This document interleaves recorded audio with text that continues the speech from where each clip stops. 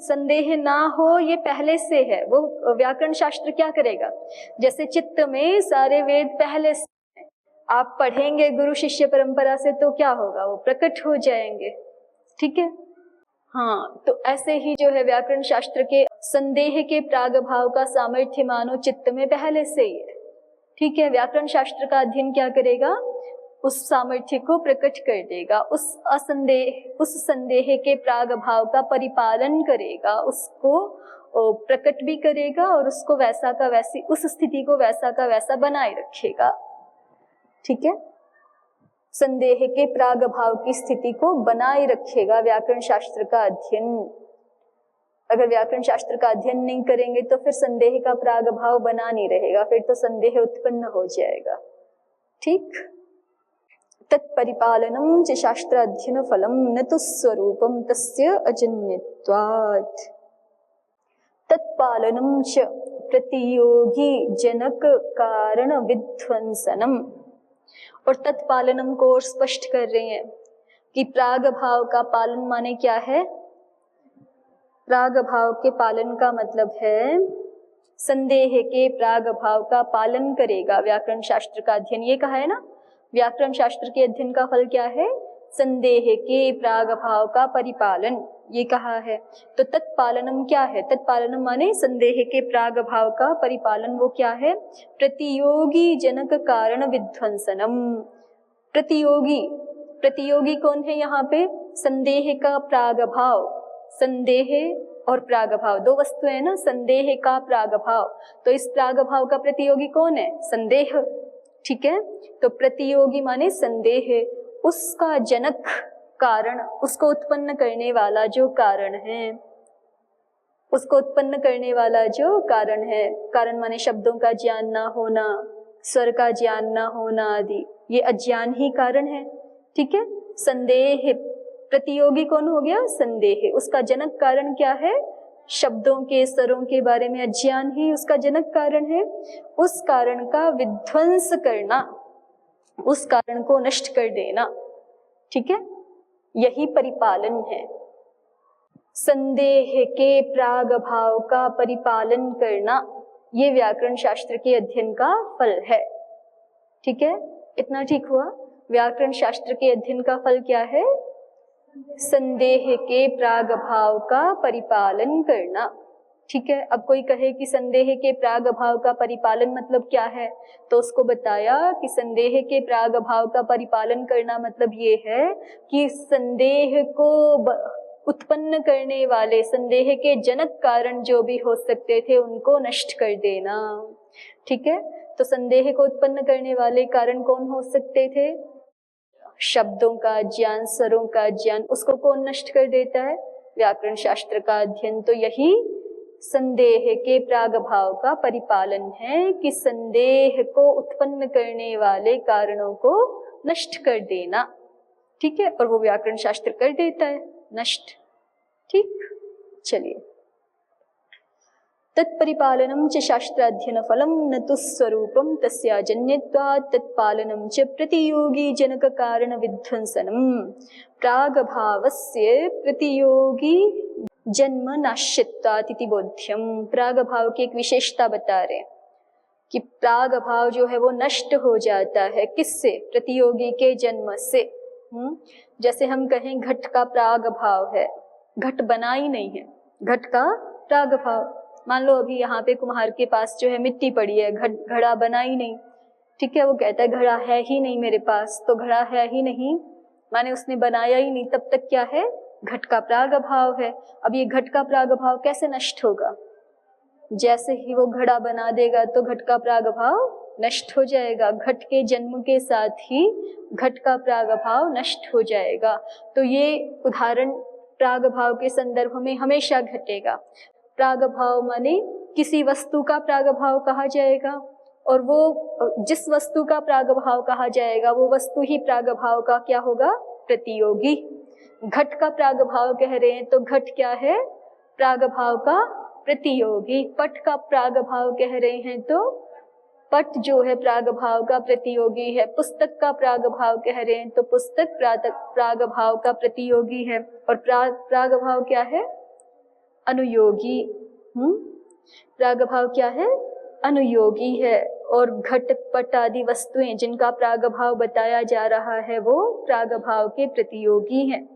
तो प्रागभाव के बारे में यही हमेशा घटित होगा कि प्रतियोगी के जन्म के साथ ही प्रागभाव नष्ट हो जाएगा ना। जैसे ही प्रतियोगी का जन्म होगा वैसे ही प्रागभाव नष्ट हो जाएगा। उसी बात को यहाँ पे कह रहे हैं। देखिए, प्रागभावस्य, फिर से देखिए, तत्पालनम च प्रतियोगी जनक कारण विध्वंसनम। प्रागभाव का पालन माने क्या है कि प्रतियोगी को उत्पन्न करने वाले कारण को विध्वंस कर देना, यही प्रागभाव का प्रतिपालन है। क्योंकि यदि प्रतियोगी उत्पन्न हो गया तो प्रागभाव नष्ट हो जाएगा। प्रागभाव का कैसा स्वभाव है? प्रागभावस्य प्रतियोगी जन्म नाश्यत्वात्, क्योंकि प्रागभाव जो है वो प्रतियोगी के जन्म के साथ ही नष्ट हो जाता है, प्रतियोगी के जन्म से नाश को प्राप्त हो जाता है। तो इसी तरह से हम संदेह का प्रागभाव कह रहे हैं। तो यदि संदेह उत्पन्न हो गया तो प्रागभाव नष्ट हो जाएगा। तो इसलिए संदेह के प्रागभाव का परिपालन करना माने क्या? कि संदेह को उत्पन्न कर सकने वाले कारणों को नष्ट कर देना। ठीक है, संदेह को उत्पन्न करने वाले कारणों को नष्ट कर देंगे तो प्रतियोगी का जन्म माने संदेह का जन्म नहीं हो सकेगा, और संदेह का जन्म नहीं हो सकेगा तो संदेह का प्रागभाव बना रहेगा। संदेह का प्रागभाव बना रहेगा, इसी को क्या कह रहे हैं? संदेह के प्रागभाव का परिपालन। ठीक है, आगे बढ़िए। भाष्ये याज्ञिकाः पठन्तीति, याज्ञिकाः पठन्तीति, यज्ञकाण्डभवा वैदिकाः शब्दाः याज्ञिकाः ते पठन्तीत्यर्थः। अब यहाँ पर हमने अर्थ किया था याज्ञिकाः पठन्ति माने यज्ञ करने वाले जो लोग हैं वो पढ़ते हैं, है ना। उद्योतकार दूसरा एक अर्थ दिखा रहे हैं कि याज्ञिकाः पठन्ति, वो तो सीधे सीधे अर्थ बन नहीं जाएगा कि जो यज्ञ कर्म कांड में नियुक्त हुए लगे हुए लोग हैं वो पढ़ते हैं, मंत्रोच्चारण करते हैं, एक सीधा सीधा अर्थ। अब ये कह रहे हैं कि नहीं, यज्ञ कांड भवा वैदिकाः शब्दाः याज्ञिकाः, यज्ञ कांड में होने वाले शब्द, वैदिक शब्द, यज्ञ कर्म कांड का निरूपण जहाँ पर शास्त्रों में किया गया है वहां पर होने वाले जो वैदिक शब्द हैं वो याज्ञिक शब्द हैं। ठीक है, और वो याज्ञिक शब्द ऐसा कहते हैं, जैसे हम बोलते हैं ना कि वेद भगवान ऐसा कहते हैं, तो ऐसे ये बोल रहे हैं कि याज्ञिक, उस मंत्र को ही याज्ञिक मंत्र कह रहे हैं कि याज्ञिक मंत्र या याज्ञिक शब्द ऐसा बोलते हैं। ते पठन्ति, अब कोई कहे कि वो तो शब्द है वो कैसे बोलेंगे, तो उसको आगे दिखा रहे हैं कि देखिए ऐसा प्रयोग खूब होता है। ऋषि पठति, और ऋषि पठति में आगे देखो तत्र ऋषि वेदः, ऋषि का अर्थ क्या है वहां पे? वेद। ठीक है, वेद ऐसा कहते हैं। मनुष्य, ऋषि तो मनुष्य हो गए, चलो वो ऐसा कहते हैं तो समझ में आता है। लेकिन ऐसा भी प्रयोग होता है, वेदः पठति, वेद ऐसा कहते हैं। श्रृणोत ग्रावाणः, फिर कह रहे हैं कि ये प्रयोग कैसे हो गया, कह रहे हैं और भी ऐसे होते हैं। श्रृणोत ग्रावाणः, हे पाषाणो, ग्रावाणः माने तो पत्थर होता है ना, आप सुनो। श्रृणोत ग्रावाणः, हे शिलाओं तुम सुनो। तो इतिवत प्रयोगः, तो जैसे वहां प्रयोग हो जाता है श्रृणोत ग्रावाणः ऋषि पठति, वैसे ही याज्ञिकाः पठन्ति ये प्रयोग हो गया है। माने याज्ञिक शब्दों में, याज्ञिक वाक्यों में ऐसा पढ़ा, ऐसा याज्ञिक वाक्य ऐसा कहते हैं। ठीक है, वेद ऐसा कहते हैं, वेद ऐसा पढ़ते हैं। याज्ञिकाः पठन्ति, बोलते हैं, तो माने याज्ञिकाः मंत्राः एवं वदन्ति, याज्ञिक मंत्र ऐसा कहते हैं। क्या कहते हैं? स्थूल पृषतीम आग्निवारुणीम अनड्वाहीम आलभेत। चलिए, अब कह रहे हैं कि ये प्रयोग आप कहाँ से ले आए? ऋषि पठति श्रृणोत ग्रावाणः, तो कह रहे हैं कि संसूत्रे भाष्येशः प्रयोगः, सन प्रत्यय का विधान करने वाले सूत्र भाष्य में ये प्रयोग दिया हुआ है, वहीं से हमने लिया है। ताम अनड्वाहीम, ताम नावैयाकरणः स्वरतोऽध्यवस्यति, ये था ना मूल भाष्य में। तो ताम से किसको ले रहे हैं? ताम अनड्वाहीम, ना वैयाकरणः स्वरतो अध्यवस्यति कस्तर्हि निश्चयस्तत्राह। अब अंततः पूछ रहे हैं कि फिर जो संदेह हुआ, स्थूला चासौ पृशति च स्थूलानि व पृशन्ति यस्याः सा स्थूल पृशति इति, उसमें निश्चय क्या है? तो प्रदीप ने दिखा दिया है कि निश्चय है वहां की पूर्व पद प्रकृति स्वर अभिष्ट है। अस्तु, आगे देखिए। तो ये 5 प्रयोजन आपके यहाँ तक पूरे हो गए। सबसे साक्षात प्रयोजन तो शब्दानुशासन शास्त्र का क्या कहा था? सबसे प्रथम प्रयोजन तो अथ शब्दानुशासनम के द्वारा ही कहा गया है ना। व्याकरण शास्त्र का प्रथम प्रयोजन शब्दों का अनुशासन, शब्दों का अन्वाख्यान, साधु शब्दों का ज्ञान कराना, ये सबसे साक्षात प्रयोजन है। तो उसको अथ शब्दानुशासनम इसके द्वारा कहा गया। ठीक है, फिर शब्दों के अन्वाख्यान का भी क्या प्रयोजन है? उसको कानि पुनः शब्दानुशासनस्य प्रयोजनानि कह के पूछा गया और उत्तर दिया गया रक्षोहागम लघ्व संदेहः प्रयोजनम। और बता दिया आचार्य ने, दोहरा लीजिए एक बार मूल वाक्य। रक्षार्थम वेदानाम अध्येयम व्याकरणम लोपागम वर्ण विकारज्ञो हि सम्यक वेदान परिपालयिष्यति इति। फिर कहा ऊहः खल्वपि न सर्वैर्लिङ्गैर्न च सर्वाभिर्विभक्तिभिर्वेदे मन्त्राः निगदिताः ते च अवश्यं यज्जगतेन यथार्थं विपरिणमयितव्याः तान्न वैयाकरणः शक्नोति यथार्थं विपरिणमयितुम् तस्मादध्येयं व्याकरणम्। लघ्वर्थं च अध्येयं व्याकरणं ब्राह्मणेन अवश्यं शब्दाः ज्ञेयाः इति न चान्तरेण व्याकरणं लघुना उपायेन शब्दाः शक्याः विज्ञातुम्। असन्देहार्थं च अध्येयं व्याकरणं याजिकाः पठन्ति स्थूलपृशतीम् आग्निवारुणीम् अनड्बाहीम् आलभेत इति तस्यां संदेहः स्थूला चासौ पृशति च स्थूलानि वा पृशन्ति यस्याः सा स्थूल पृशतीति ताम्ना वैयाकरणः स्वरतोऽध्यवस्यति। यदि पूर्वपद प्रकृति स्वरत्वं ततो बहुव्रीहिः अथ अन्तोदात्तत्वं ततस्तत्पुरुष इति। तम ये तान्न अवैयाकरणः शक्नोति यथार्थं विपरिणमयितुम्, वहां पर भी तान्न वैयाकरणः आया था, तान ना वैयाकरणः, और यहाँ पर भी ताम ना वैयाकरणः शब्द है। तो इसका यदि समस्त शब्द नहीं है तब तो आप जो है वो न को अलग भी कर सकते हो, ताम अवैयाकरणः स्वरतो न अध्यवस्यति। लेकिन अगर ये समस्त है तो ना वैयाकरणः का एक अर्थ क्या भी हो जाएगा, ना वैयाकरणः का अवश्य, ऐसे भी अर्थ होता है ना। चलिए अब आगे भाष्यकार कहते हैं इमानि च भूयः शब्दानुशासनस्य प्रयोजनानि। ये तो हमने पहले 5 प्रयोजन कहे जिनमें 4 प्रयोजन है, एक प्रयोजक हेतु है। अब शब्दानुशासन के और भी बहुत सारे प्रयोजन हैं, उसमें से कुछ गिनाते हैं। इमानि च भूयः शब्दानुशासन प्रयोजनानि, और ये भी और शब्दानुशासन के प्रयोजन हैं। कौन कौन से? ते सुराः दुष्टः शब्दः यदधीतं यस्तु प्रयुङ्क्ते अविद्वांसः विभक्तिं कुर्वन्ति यो वा इमां चत्वारि उतत्वः सक्तुमिव सारस्वतीं दशम्यां पुत्रस्य सुदेवोऽसि वरुण इति। ठीक है, ये 13 प्रयोजन और दिखाए हैं आचार्य ने। प्रदीपः देख, प्रदीपः मुख्यानि प्रयोजनानि प्रदर्श्य अनुषंगिकानि प्रदर्शयति। मुख्य प्रयोजनों को दिखा करके अब अनुषंगिक प्रयोजनों को, जो उसके साथ ही जुड़े हुए हैं मुख्य प्रयोजनों के साथ, ऐसे अनुषंगी प्रयोजनों को भी दिखाते हैं। इमानि चेति भूयः पुनरर्थ में है। इमानि च पुनः शब्दानुशासनस्य प्रयोजनानि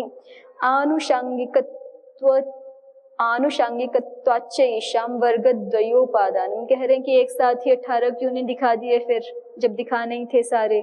5 पहले दिखाए अलग करके और फिर ये 13 अलग करके दिखा रहे हैं। तो कह रहे हैं कि वो मुख्य है, ये गौण है, ये आनुषांगिक है, मुख्य नहीं है। तो आनुषंगिक होने के कारण से इनका वर्ग अलग बना दिया। आनुषंगिकत्वाच्चैषां वर्गद्वयोपादानम्। उद्योतः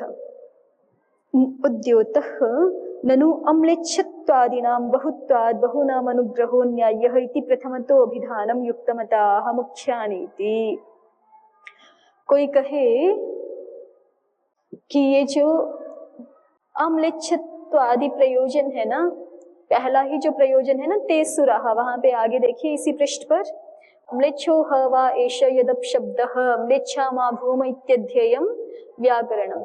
तो अम्लेच्छत्व आदि प्रयोजन बहुत सारे हैं, म्लेच्छ ना हो जाए हम। अम्लेच्छत्व आदि जो प्रयोजन है ये अधिक है, 13 प्रयोजन है ये, है ना। वो जो पहले रक्षोह आगम आदि दिखाए थे वो तो 5 ही थे, ठीक है। तो कोई कहे जिज्ञासु कि ननु अम्लेच्छत्वादि नाम बहुत्वाद, अम्लेच्छत्वादि अधिक हैं, इसलिए बहुनाम अनुग्रहो न्याय्यः, बहुतों का अनुग्रह जो है वो पहले करना चाहिए, ये न्याय्य है। इति प्रथमतो अभिधानम युक्तम, तो इसलिए इन्हीं का पहले, इन 13 प्रयोजनों को पहले कहना चाहिए था आचार्य को। अतः तो इसका उत्तर दे रहे हैं प्रदीपकार कि मुख्यानि प्रयोजनानि प्रदर्श्य अनुषंगिकानि प्रदर्शयति, कि वो 5 जो पहले दिखाए हैं वो मुख्य थे और ये आनुषंगिक हैं, तो इसलिए उनको पहले दिखाया, इनको बाद में दिखाया। प्रधानत्वादेव तेषां प्रथमतोभिधानमिति भावः, वो 5 प्रयोजन प्रधान हैं इसलिए उनका पहले अभिधान किया, ये अभिप्राय है। तेषां प्रधानत्वं च पद पदार्थ ज्ञानाधीनत्वेन अंतरंगत्वात्, और उनका प्रधानत्व क्यों है, क्योंकि वहां पे ये दिखाया है ना कि पद पदार्थ, पद ज्ञान होता है, पदार्थ ज्ञान होता है, फिर उससे जो है वो वेदों की रक्षा होती है, या उससे लघुता से शब्दों का ज्ञान हो जाता है, असंदेह रहता है। वो सारे के सारे प्रयोजन जो है वो पद पदार्थ के ज्ञान से संबद्ध हैं, ठीक है। तो तेषां प्रधानत्वं च पद पदार्थ ज्ञानाधीनत्वेन अंतरंगत्वात्, उन प्रयोजनों का प्रधानत्व इसलिए है क्योंकि वो सारे प्रयोजन पद पदार्थ ज्ञान के अधीन हैं, इसलिए उनकी अंतरंगता है। वक्ष्यमाणानां च बहिरंग शब्दापशब्द प्रयोग विधि निषेध विषयत्वाद आनुषंगिकत्वं बोध्यम, और जो वक्ष्यमाण 13 प्रयोजन हैं वो वक्ष्यमाणानां च बहिरंग शब्द अपशब्द प्रयोग विधि निषेध विषयत्वाद, इन वक्ष्यमाण 13 प्रयोजनों का विषय क्या है कि बहिरंग शब्द अपशब्द प्रयोग के बारे में जो विधि और निषेध किया गया है उस विषय वाले ये हैं कि साधु शब्दों का प्रयोग करना चाहिए, अपशब्दों का प्रयोग नहीं करना चाहिए, उससे संबद्ध ये हैं। तो इसलिए इनका आनुषंगिकत्व जानना चाहिए, उनकी गौणता जाननी चाहिए, ठीक है। ननु भूयः इति एकवचनम् अनुपपन्नं प्रयोजनानीत्यनेन सामानाधिकरण्यादताः पुनरिति। कह रहे हैं कि इमानि च भूयांसी प्रयोजनानि, ऐसा कहना चाहिए था। बहु शब्द को भूयस हो जाता है ना, बहोर भू, क्या है आपके 6ठे अध्याय में चतुर्थ पाद में सूत्र, बहोर लोपो भूच बहोः, ऐसे है ना सूत्र आपका। बहु को भू आदेश हो जाता है और बहु से उत्तर ईयस के ईयस का लोप भी हो जाता है।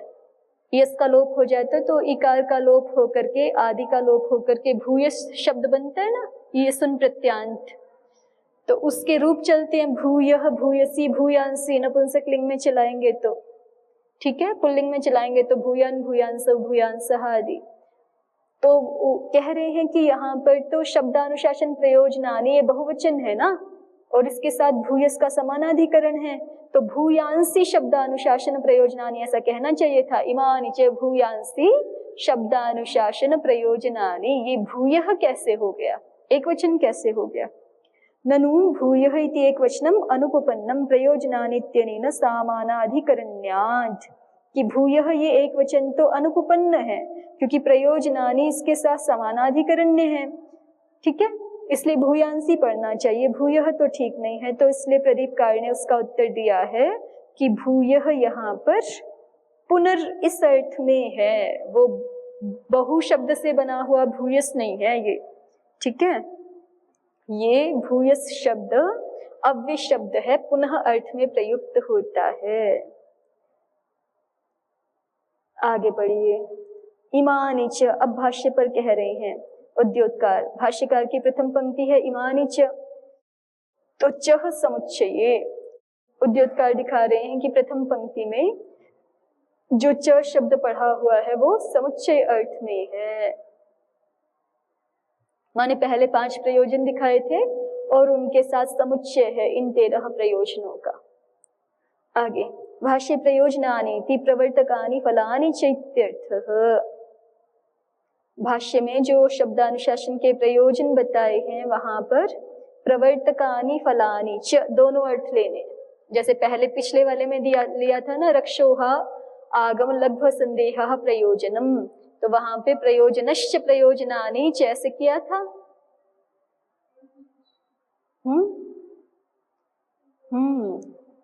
रक्षा ऊहा, रक्षा च ऊहश्च आगमश्च लघुश्च असंदेहश्च, ऐसे था। और दूसरी तरफ हमने क्या किया था, प्रयोजनम च प्रयोजनम च प्रयोजनश्च प्रयोजनम च प्रयोजनम च। इसको दूसरी तरह से मैं बोलूं तो प्रयोजनानि च प्रयोजनश्च, ठीक है, ऐसे था ना वहां पर भी। तो ऐसे ही यहाँ पर दिखा रहे हैं कि इमानि च भूयः शब्दानुशासन प्रयोजनानि, ये जो प्रयोजनानि शब्द है यहाँ पर प्रयोजनानि च प्रयोजनाश्च दोनों ही है, ठीक है। दोनों का एक शेष होकर के क्या हो रखा है, प्रयोजनानि। प्रयोजनानि च प्रयोजनाश्च इति प्रयोजनानि। इसलिए इस प्रयोजनानि शब्द का अर्थ क्या होगा, फलानि भी और प्रवर्तक वाक्यानि च, ठीक है। वही दिखाया है उद्योत ने। भाष्य प्रयोजनानि, भाष्य में प्रयोजनानि जो पढ़ा हुआ है इसके दोनों ही अर्थ हैं, प्रवर्तकानि फलानि च। माने कुछ तो व्याकरण शास्त्र के अध्ययन के फल दिखाए गए हैं आगे 13 प्रयोजन में, और कुछ जो है व्याकरण शास्त्र में प्रवर्तन कराने वाले, अध्येता प्रवृत्त हो इसको पढ़ने के लिए, ऐसे प्रवर्तक वाक्य भी दिखाए गए हैं, ठीक है। प्रवर्तकानि फलानि चैत्यर्थः। तत्र वक्ष्यमाण वाक्यानि प्रवर्तकानि तद्बोध्यानि फलानि इति विवेकः। तो फिर वहां पर तत्र वक्ष्यमाण वाक्यानि प्रवर्तकानि, जो आगे वक्ष्यमाण वाक्य होंगे वो तो प्रवर्तक वाक्य हैं, और तद्बोध्यानि फलानि, प्रवर्तक वाक्यों के द्वारा जो बोध्य अर्थ है वो उसका फल है, ऐसा समझना चाहिए। तत्र वक्ष्यमाण वाक्यानि प्रवर्तकानि, वक्ष्यमाण वाक्य प्रवर्तक है और तद्बोध्य अर्थ जो है वो फल रूप होगा। तद्बोध्यानि फलानि इति विवेकः। अभी देखेंगे हम आगे वाक्य पढ़ते हुए। ननु रक्षादिभिः सह एव एतानि कुतो न पठितानि। रक्षादि के साथ ही इन प्रयोजनों को क्यों नहीं पढ़ दिया, इत्यताः आनुषंगिकत्वादिति। तो प्रदीप ने उसका उत्तर दे दिया है क्योंकि ये आनुषंगिक प्रयोजन है इसलिए इनका वर्ग अलग बना दिया। एषाम आनुषंगिकत्वं तेषां प्रधानत्वं बोधयितुं तथोक्तिरिति भावः।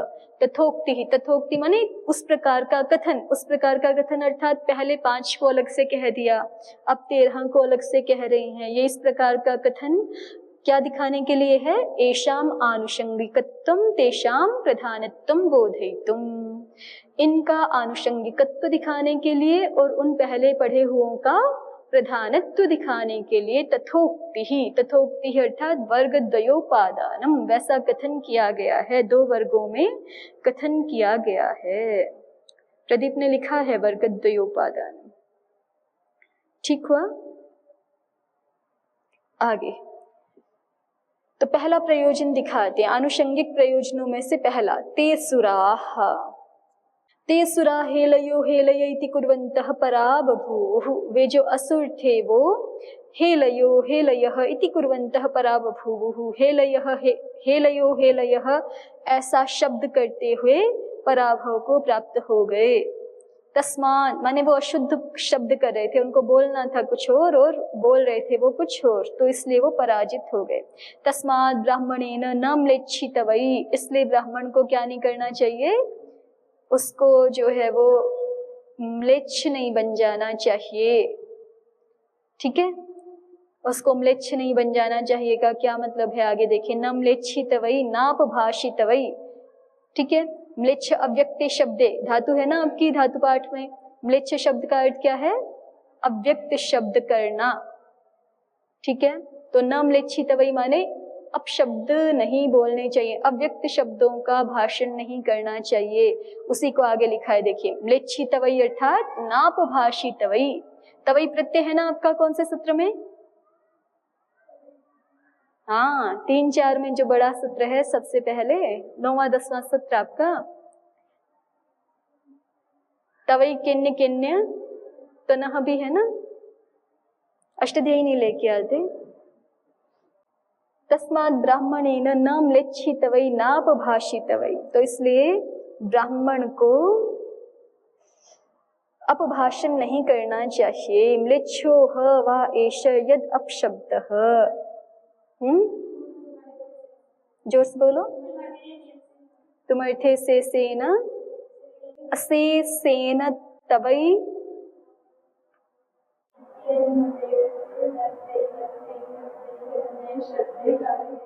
तवै तवेंग तवेन अंत में है। ठीक है, और इड आगम हो रखा है, तो तस्मात् ब्राह्मणेन न म्लेच्छितवै नापभाषितवै, ब्राह्मण के द्वारा म्लेच्छ शब्दों का, अव्यक्त शब्दों का उच्चारण नहीं किया जाना चाहिए। म्लेच्छ शब्द कौन सा है, तो कहते हैं म्लेच्छो ह वा एष यद अपशब्दः, जो अपशब्द है वही म्लेच्छ शब्द है। म्लेच्छा मा भूम इति अध्येयम् व्याकरणम्, हम म्लेच्छ ना हो जाए इसके लिए हमें क्या करना चाहिए, अध्येयम् व्याकरणम्, व्याकरण पढ़ना चाहिए।